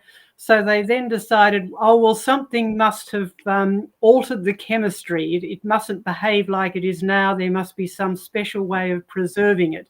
Now, that's just pure speculation, because they were determined to hang on to the millions of years. But if you throw out the millions of years, it ceases to become a problem. It's there. And maybe then if they're not millions of years old, it's not a problem.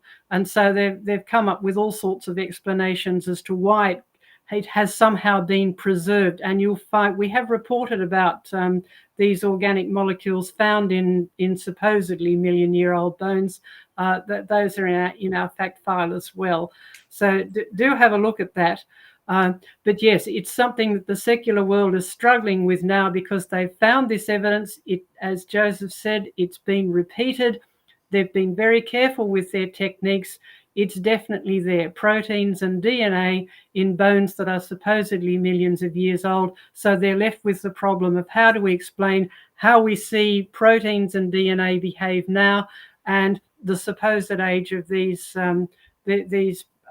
bones. So an interesting problem which goes away if you look at things from the biblical history of the world. Joseph Great and stuff. Diane, if I can sneak in a reminder here, we looked at some of the fossils at the start in Diane's Evidence News little snippet and reminded people they could see all that research for themselves. There is nothing better than seeing it with your own eyes, being filmed live, and they can see that on streaming, on our streaming program called Darwin on the Rocks, or you can get the video or any of those MP3s. They are available, and they certainly help us with our research. The bit that Diane's just talking about, you'll find very well reinforced by a video we prepared a lecture for at Griffith University. Griffith University is our first humanist university, but we deliberately did a program to the general student group there through one of the clubs, and it was called Creation, the Final Proof, and quite a bit of it deals with the structure of DNA and the lifespan.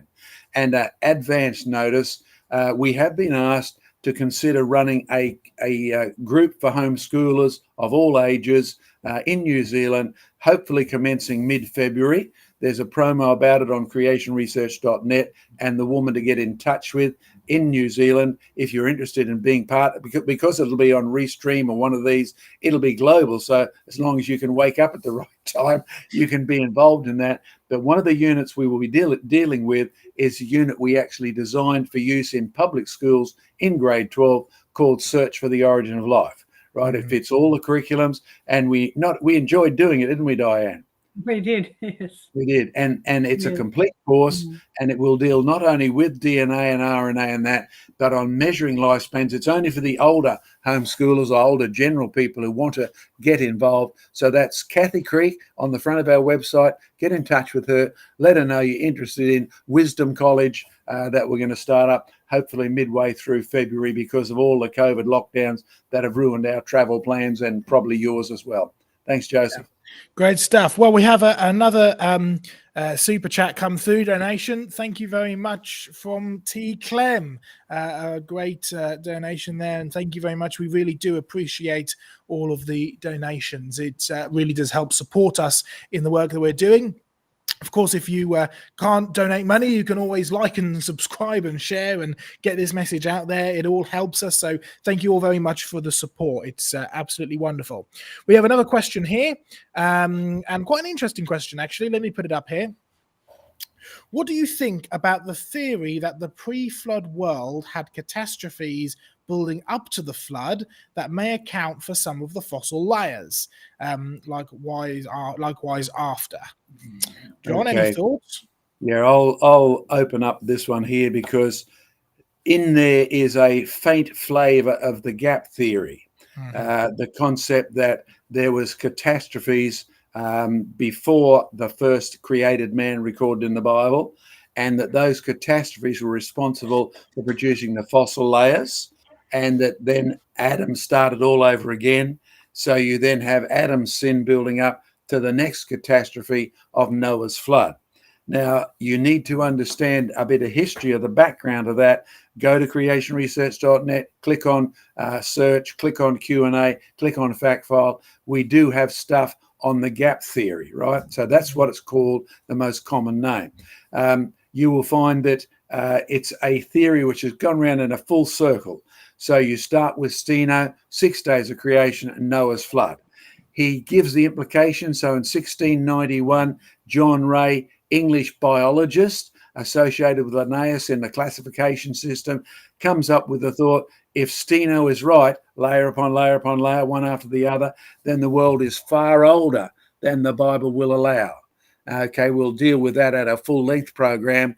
But the next step is, well, if the world is far older than the Bible will allow, was there any things producing fossils before creation? Because Noah's flood was the only catastrophe the Bible records. So this is really a theory derived from the fossils, not from the biblical picture. There's point number one. Never use science to justify your theories that aren't in the Bible in the first place. Okay, there's point number two. Point number three is when you look at anything happening, if you just have the Bible intact, 6 days of creation, man made on the sixth day, then sin, then death, then fossils are possible, you'll find that there's only several sorts of fossils that will actually happen prior to the global catastrophe of Noah's flood. In Australia, you can come with me to Shark Bay, and I've been there, and we have some real living fossils in the strictest of senses.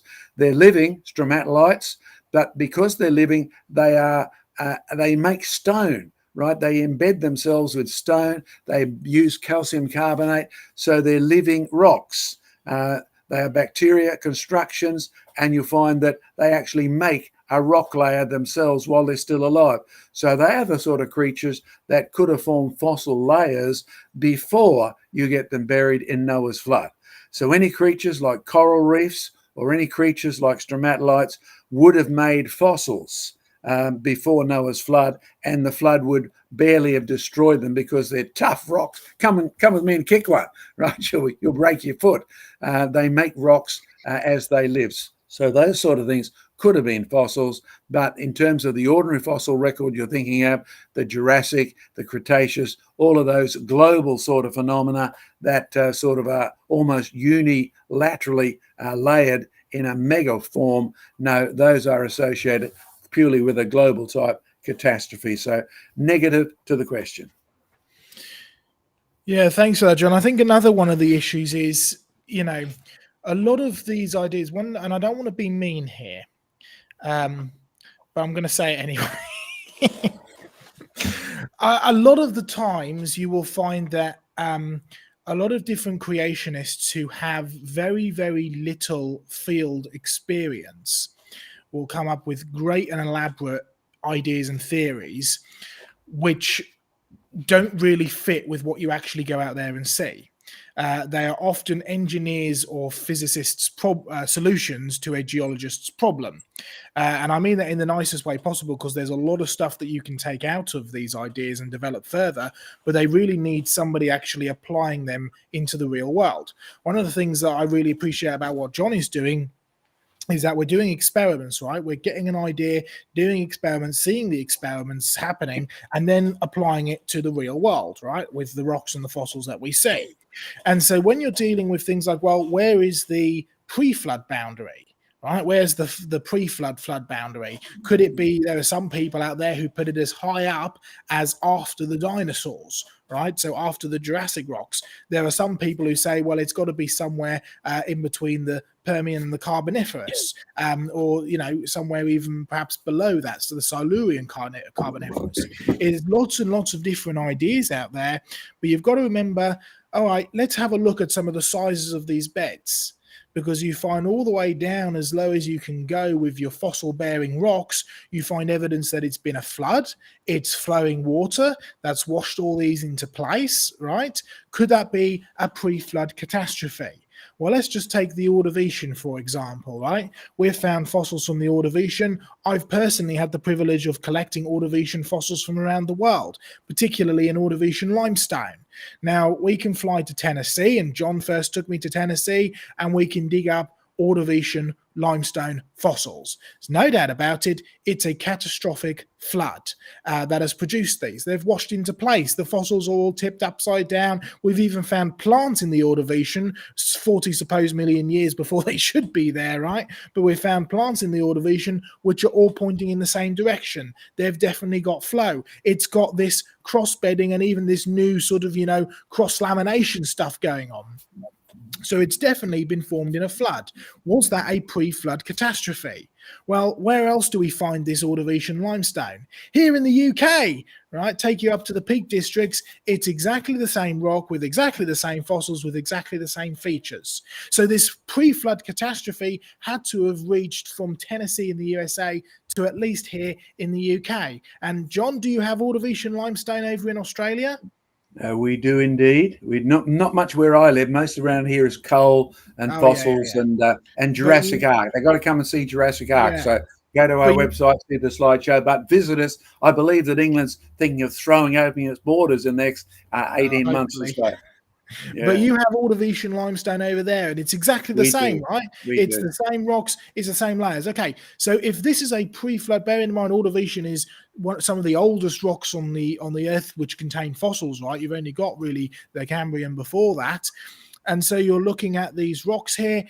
Could this be a pre-flood catastrophe? Well, in order to actually get your water high enough to be able to erode the sediment, carry the sediment, and bury the sediment in both the USA, in the UK, and Australia at the same time, you would need a global flood to do such a thing. So a pre-flood catastrophe, well, there would be no such thing because it's a pre-flood, a pre-worldwide flood, right? Scripture only records 2 times when the earth has been covered in water. The first time was on day 1 of creation, up to day 3 of creation. And there was no life on earth until day 3 of creation, after the world was no longer covered in water. So you can't get fossils forming then. The only other time is Noah's flood. So you really have to try and get your big picture of the size of these beds, right? They are absolutely enormous. And your only way to get a bed of that size, which goes across the world, which is clearly buried in a flood, is by a worldwide flood. And you find that all the way back to the Ordovician and even into the Cambrian. I've just got one personal comment here. This is probably an Aussie joke between me and Jim. Oi, oi, oi. I think you'll understand it. But, send more coffee. Any other questions, Joseph? Let's just have a look down here and see if there's anything else that's come up. Lots of people appreciating it, by the way. T claims says he's got a PhD in biological sciences and nutrition. He needs to hear more on these welcome advances. Keep tuned. We've got lots of different projects coming up, and you can now stream our past productions and DVDs and stuff online. So go and check that out at creationresearchlive.com. Lots of great stuff going on there. So go and check that out. Let's see if we've got any other questions or anything else. I can't see anything that sort of jumps out at me as question-wise. If we've missed anything, can I throw in something that may help our last commentator? Yeah, absolutely. Diane, your background's in medical biology at Canberra University and various other places. You spoke at the start about fossil flowers, and I know you're into flowers, and you're one of the people who contributes to our whole flower construction, botanic gardens at Jurassic Ark.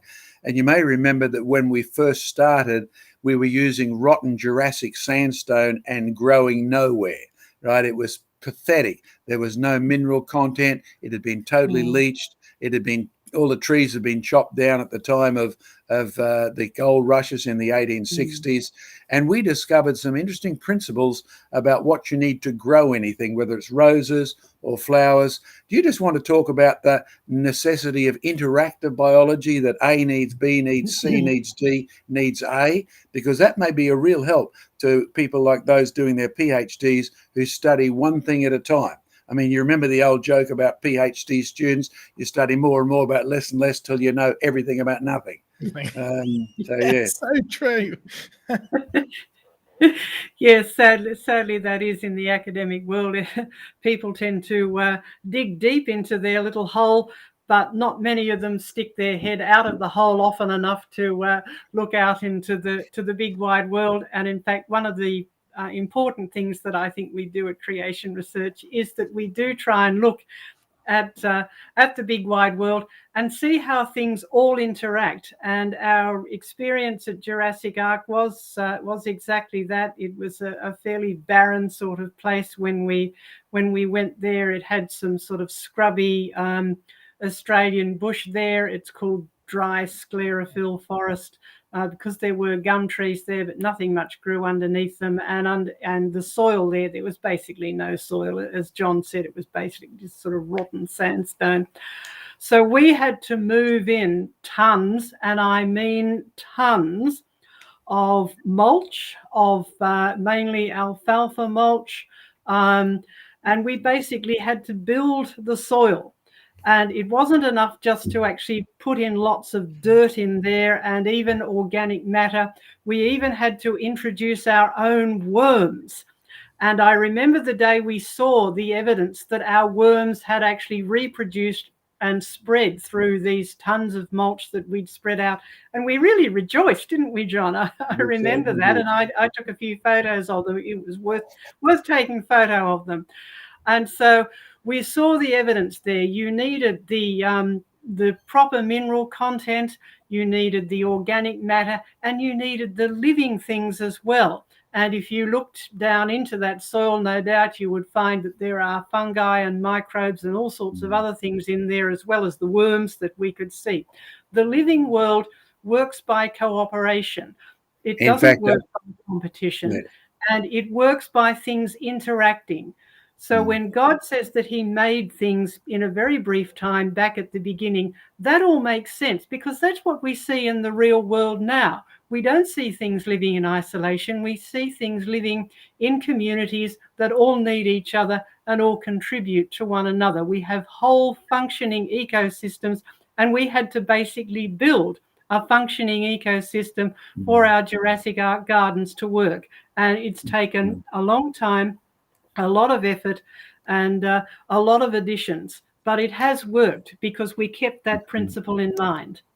And after we got to the worm stage, the plants just took off, and it was a real reminder. Yes. They're beautiful. They're absolutely beautiful. 10 hectares of botanic gardens with a biblical theme starting at Genesis, not just the plants of Israel. So go online, have a look at it, and have a look at the results of the building the whole picture. And it makes one good point.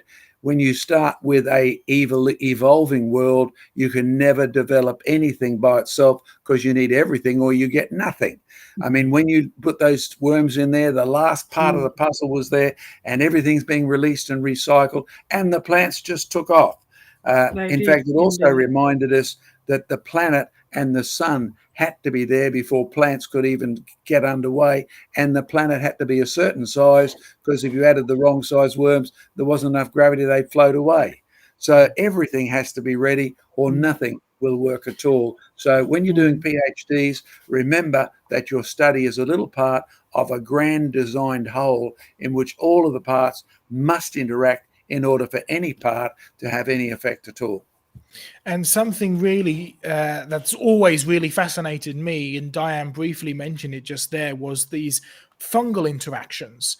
And of course, I'll ask Diane to comment in a minute about, because at Jurassic Ark, you've got lots and lots of orchids in your botanic collections. And we've known for a long while that orchids require these fungal interactions, or mycorrhizal relationships, as we call them, in order to be able to survive and reproduce. But what we're now finding is that it's not just orchids. An estimated over 80% of plants require having the right fungus. And if you're a fungiforayer like I am, and you love to go and collect fungus, not only to eat, although I can't actually eat fungus because I'm allergic to them, right?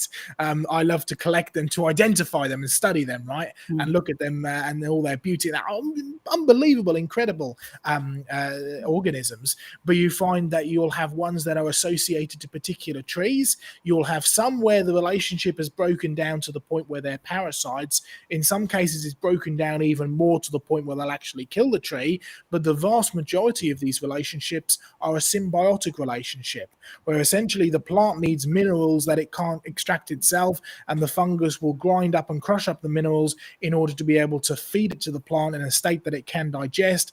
And as a result, the fungus will take some of the sugar from the plant in order to be able to grow. So it's a beautiful symbiotic relationship, these mycorrhizal relationships. But Diane, any comments on the orchids in particular? Because I know that's sort of one of your specialities, one of the things that you love.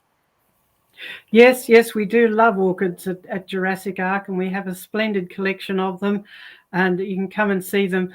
But when they first tried to propagate orchids, they tried to make sure that there was no contamination with any other living things that might make them go rotten or anything, and it didn't work because they found they had to leave the fungus that was there, the microbes that were there, in order for the orchids to germinate and reproduce. Now, they've now found that, as you said, Joseph, 80% of all plants, it's probably more than that because we haven't studied every plant every plant genus in the world to see that. But wherever we find healthy growing plants, invariably there is a symbiotic relationship with fungi in the soil.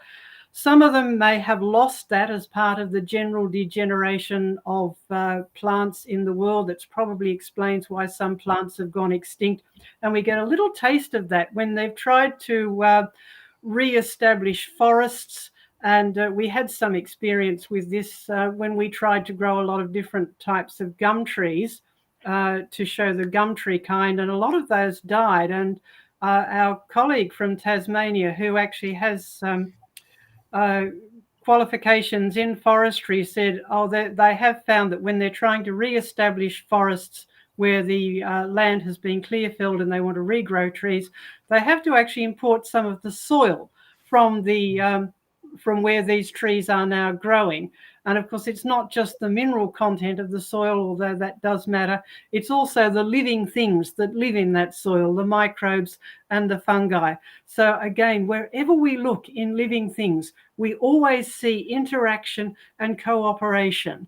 And the more and more we study living things, the more and more cooperation and interaction we find. So And that's in fact, a brilliant example. Yeah, I'm glad you brought up trees there, Diane, because the trees are an integral part of our paper industry out here. And you may know that in Australia, due to all the COVID chaos, we are running out of toilet paper, and I have to take my wife shopping shortly because the shelves are bare, and we've even had people stealing toilet rolls from Jurassic Ark. So all of this is connected to the fact that we need toilet paper, we need trees, you need fungus, and the whole lot is connected. So it's an amazing world that we live in, and it's totally interactive and interdependent. And again, as I said, if you're looking for PhD thesis, make sure you don't just study something in isolation, because nothing works in isolation. Joseph? Yeah, I just had a comment, interesting comment, and just come in actually from T. Clem again. He said, I visited a volcano on top of Hawaii's Big Island. I was so surprised to see several inches of soil and established plants within 15 years after the most recent eruption. So, yeah, God's world is designed very, very well to spring back from catastrophe. You'll also find that on those mountains in Hawaii, there is deep soil on one side, which is where the rain forms, and there's almost no soil on the other, because I've been and crossed over them. So you'll have soil maybe a quarter-inch thick and it's grey on the dry side, and soil 15 to 20 feet thick of deep red lush loam growing forests, etc. I've collected all through the Hawaiian Islands, and it's an example that it's not time that does this, it's process. So if you have the right process, I mean, we know the volcano poured out on both sides, so the rocks on both sides are exactly the same age. The only difference is the process. Rain on one side, no rain on the other. Deep soil on one side, no soil on the other. So, yeah, great stuff. Thanks again, Jim, for the super sticker there and the donation. I don't know why, but when you obviously give a super sticker on YouTube, which I can see here, there is a little pair thing giving us a cup of coffee. But for some reason, it doesn't translate into our software that we're using to actually stream with. So it gives us a lovely description of it. So thank you anyway. We greatly appreciate the donation, as well as the sentiment of offering a cup of coffee, which I could certainly do with right now, seeing as it's 11 o'clock at night here. So that actually brings us to pretty much close round to our sort of 2-hour time mark, where we like to start to wrap things up. We've discussed a whole load of different stuff, and I think we need to be in touch with Donnie down at Standing for Truth about doing perhaps a series that go out both on our site and on his site, of doing this kind of, looking at layers and the history of layers and everything else as well. So I think that would be very, very beneficial for sure. And we will discuss that going forward. Enjoy the slightly new creation conversation. Sam will be joining us again next week. We'll have a brand new topic, and we'll be moving forward with lots and lots of new information ready for you, as well as new research and our museum feature, our weekly museum feature as well, which who knows what it will be next week. You're going to say something, John? Don't forget our new word we invented. And if you've got any criticisms or suggestions about our research, here's the word: chiastic laminar flow. You got that? Chiastic laminar flow. Go to sleep, dream about it, look for examples, send us photographs. We'd be really grateful for your help and all your criticism. And thanks again for your financial support. It really is needed. Now off to buy some of that toilet paper. Enjoy the shopping. It's really great, everybody. Thank you all for joining us. Thank you all for the questions. If we didn't get to anything or I missed anything, of course we will be keeping them for our end of sort of session question and answer program. So do keep those questions coming and comment in them underneath the video as well. You'll find lots of ways that you can continue to support us underneath this video, as well as links to that research. So check us out there. Like, subscribe, share the video as always. Thank you all very much. God bless, and we'll see you next week. Any last words, John and Diane? No, I'm done. You're done? Yes, I think we're finished. Yes, it's been a good session. But do come back. Absolutely. God bless everybody. We'll see you soon. Catch you later.